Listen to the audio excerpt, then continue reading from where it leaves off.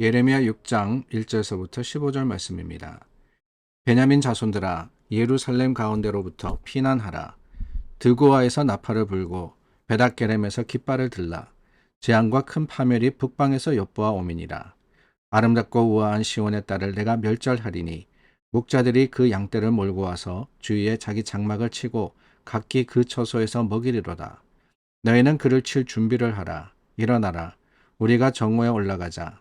아하, 가깝다. 날이 기울어 저녁 그늘이 길었구나. 일어나라. 우리가 밤에 올라가서 그 요새들을 헐자하도다. 만군의 여호와께서 이와 같이 말하노라. 너희는 나무를 베어서 예루살렘을 향하여 목책을 만들라. 이는 벌받을 성이라. 그 중에는 오직 포악한 것뿐이니라. 샘이 그물을 솟구쳐 냄같이 그가 그 악을 드러내리. 폭력과 탈취가 거기에서 들리며 질병과 살상이 내 앞에 계속하느니라. 예루살렘아, 너는 훈계를 받으라. 그리하지 아니하면 내 마음이 너를 싫어하고 너를 황폐하게 하여 주민이 없는 땅으로 만들리라. 만군의 여호와께서 이와 같이 말씀하시되 포도를 따듯이 그들이 이스라엘의 남은 자를 말갛게 주우리라. 너는 포도 따는 자처럼 내 손을 광주리에 자주자주 놀리라 하시나니 내가 누구에게 말하며 누구에게 경책하여 듣게 할꼬. 보라, 그 귀가 할례를 받지 못하였으므로 듣지 못하는도다. 보라, 여호와의 말씀을 그들이 자신들에게 요구로 여기고 이를 즐겨 하지 아니하니 그러므로 여호와의 분노가 내게 가득하여 참기 어렵도다. 그것을 거리에 있는 아이들과 모인 청년들에게 부으리니 남편과 아내와 나이 든 사람과 늙은이가 다 잡히리로다. 내가 그 땅 주민에게 내 손을 펼 것인즉 그들의 집과 밭과 아내가 타인의 소유로 이전되리라. 여호와의 말씀이니라. 이는 그들이 가장 작은 자로부터 큰 자까지 다 탐욕을 부리며 선지자로부터 제사장까지 다 거짓을 행함이라. 그들이 내 백성의 상처를 가볍게 여기면서 말하기를 평강하다, 평강하다 하나 평강이 없도다. 그들이 가증한 일을 행할 때 부끄러워하지 아니하였느냐? 아니라 조금도 부끄러워하지 아니할 뿐 아니라 얼굴도 붉어지지 않았느니라. 그러므로 그들이 엎드러지는 자와 함께 엎드려질 것이라. 내가 그들을 벌하리니 그때 그들이 거꾸러지리라. 여호와의 말씀이니라. 오늘 저희가 나누는 6장 말씀은 조금 독특합니다. 물론 당연히 예루살렘을 향해서 하나님께서 선포하시고 예레미야 선지자를 통해서 경고하신 말씀이 기록되어 있습니다. 특별히 한마디로 요약하자면은 이스라엘이 이렇게 계속하면은 결국에는 벌받을 것이다. 결국에는 멸망할 것이다. 라고 말씀을 하시는 거예요. 예루살렘 성과 그곳의 거민 모두 하나님의 심판 아래 피할 수가 없다. 라고 하시는 겁니다. 그런데 오늘 말씀을 가만히 보면은 조금 표현이 재미있습니다.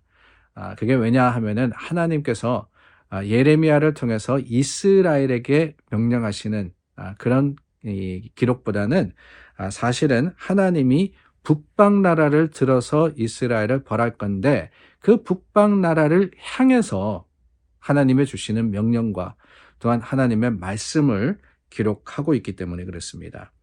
이 북방 나라라는 것은 우리가 잘 알고 있습니다. 남유다가 멸망하는 것은 바로 바벨론이라는 그 나라에 의해서 이 일이 일어나게 되죠. 하나님께서는 그 바벨론을 들어서 쓰시는 겁니다. 여러분 여기에 우리가 분명한 그 개념을 가지고 있어야 되는데 다른 게 아니라 하나님의 나라 이스라엘이 힘이 약해서나 아니면은 하나님이 그들과 함께 하시지 않기 때문이 아닙니다. 하나님의 힘이 없어서 북방나라, 그러니까 우상을 섬기는 나라에게 하나님을 믿는 나라가 멸망한 게 아니라는 거예요. 뭐냐? 성경의 이 하나님에 대한 그 확고한 고백은 뭐냐면은 하나님께서는 모든 세상을 다스리는 분이시고 그럼으로써 예루살렘, 이스라엘만이 아닙니다. 이스라엘은 택하신 백성이지만 그 택하신 백성을 위해서 다른 나라, 다른 백성도 쓰시는 분이시라는 거예요. 그러니까 바벨론이든 아수르든 하나님의 권위 아래에 있는 나라입니다. 그 나라를 들어서 쓰신다라는 것이 어떻게 보면은 바벨론 사람이나 아수르 사람들에게는 황당한 이야기 같지만은 우리는 하나님을 인정하고 하나님이 온 세상을 다스리는 분이시라는 것을 알기 때문에 믿음으로써 고백할 수 있는 사실인 것입니다. 그래서 하나님이 그 나라, 북방 나라를 향해서 말씀하시는 거예요. 그래서 4절 말씀해 보니까 너희는 그를 칠 준비를 하라 그랬습니다. 너희는 그를 칠 준비를 하라. 예루살렘, 이스라엘에 준 말씀이 아니라 그랬어요.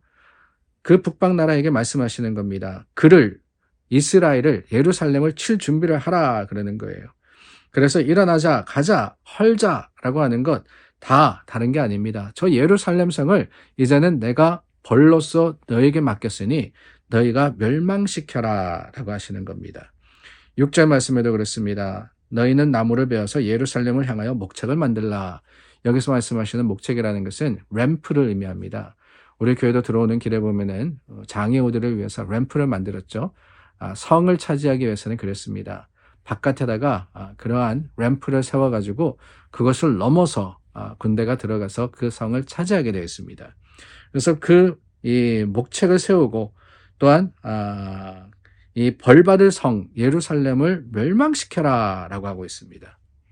그런데 여러분 여기서 벌받을 성 6절에 말씀하셨는데 그 벌받을 이유가 뭐냐? 왜 하나님이 예루살렘을 이방 나라에 맡기셨느냐? 오늘 말씀에 보면 몇 가지가 나옵니다. 첫 번째는 6절 바로 뒤입니다. 그 중에는 오직 포악한 것뿐이니라 그랬습니다. 포악하다. 여기서 말씀은 포악하다라는 것은 영어에 보니까 oppression이라고 되어 있습니다. 누른다는 것을 억압한다는 겁니다. 누가 누구를요? 권세 있는 사람이 약한 사람을, 가진 사람이 가지지 못한 사람을 억울하게 그 사람들을 누르고 압제하고 또한 빼앗고 했다는 거예요. 그게 하나님이 예루살렘과 이스라엘을 벌하시는 첫 번째 이유입니다. 근데 그것만이 아닙니다. 10절 말씀에 보면은 또 이런 말씀이 있습니다. 그들이 듣지 못하는도다. 즐겨하지 않았다. 하나님이 말씀하셨지만은 그 말씀을 듣지 않았다는 거예요.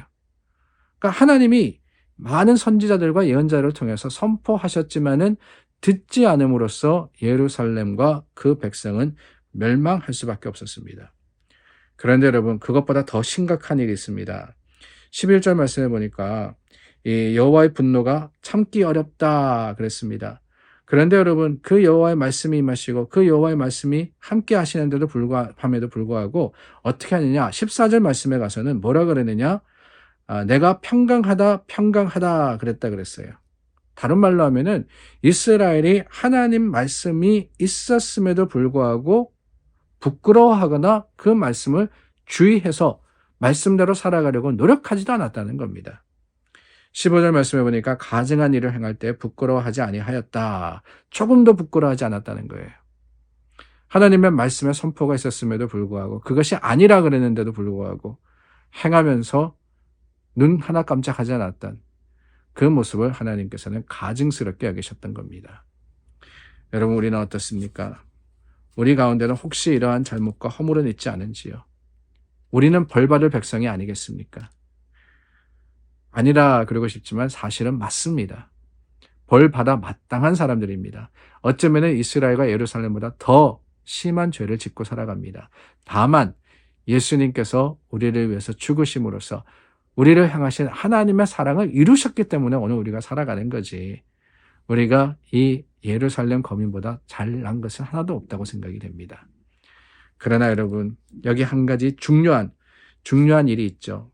그것은 다름이 아니라 8절 말씀입니다. 예루살렘아 너는 훈계를 받으라. 우리는 역사를 통해서 압니다. 예루살렘이 결국 하나님의 말씀을 듣지 않음으로 멸망했다는 것을.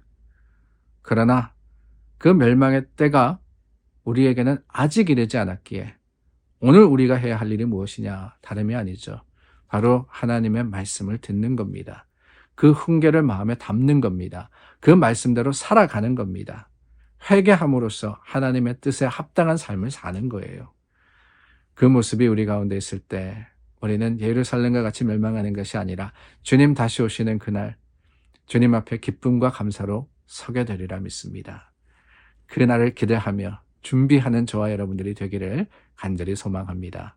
기도하겠습니다. 참 좋으신 하나님 감사합니다. 우리의 약함을 아시고 탓하시기보다는 긍휼의 마음으로 감싸 주시고 또한 다시 한번 기회를 주시는 좋으신 하나님이십니다. 오늘 말씀 안에서 우리가 날마다 새로워질 수 있도록 그 말씀으로 살아가게 하시고 또한 그 말씀을 선포할 수 있도록 도와주시옵소서.